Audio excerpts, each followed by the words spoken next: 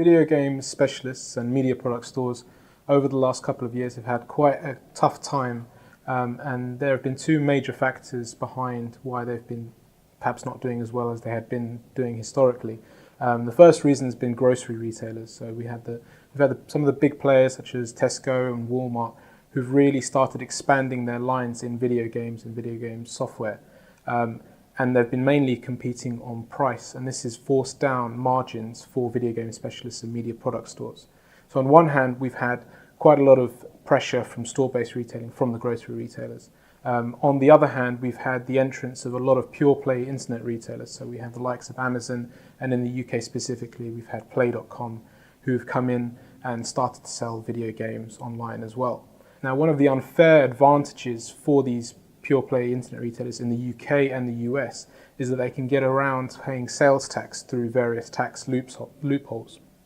And this obviously gives them a slight unfair advantage over store-based retailers such as Game and GameStop, HMV, etc.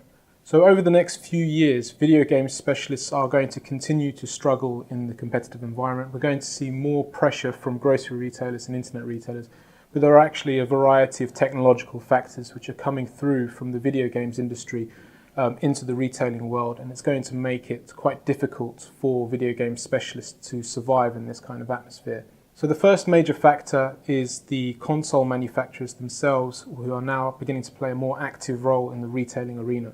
So what we're seeing is Sony, Microsoft and Nintendo, the three major console manufacturers, start to produce digital retail platforms of their own in an attempt to access a larger proportion of the consumer market.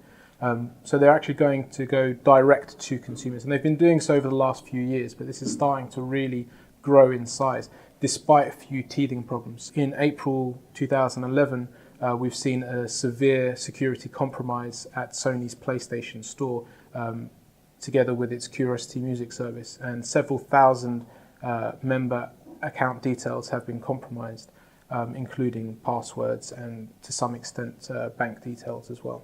The second major factor concerning retailing of video games really concerns the PC gaming market specifically.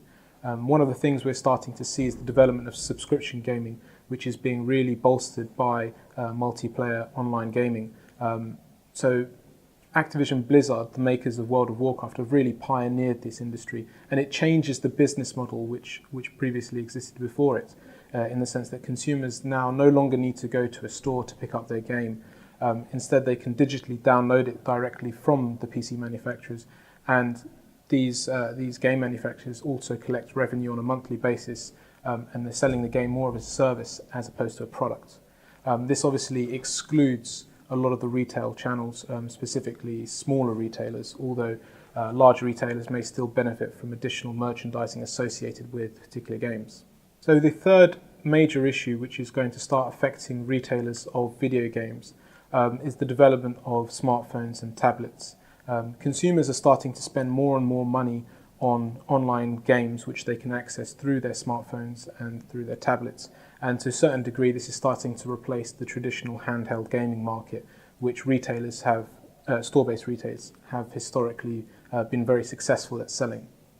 So in an attempt to access this market, GameStop have been rumored to be developing their own tablet so that they will be able to put their own app store on their tablet, and therefore consumers will be able to directly access gaming content but still buy it from GameStop, although it's not going to be in a GameStop store. The last major issue concerning technological changes which will affect video game specialists is the ability to stream video games. Now, this is more of a long-term change which will take place perhaps over the next 3 to 4 years.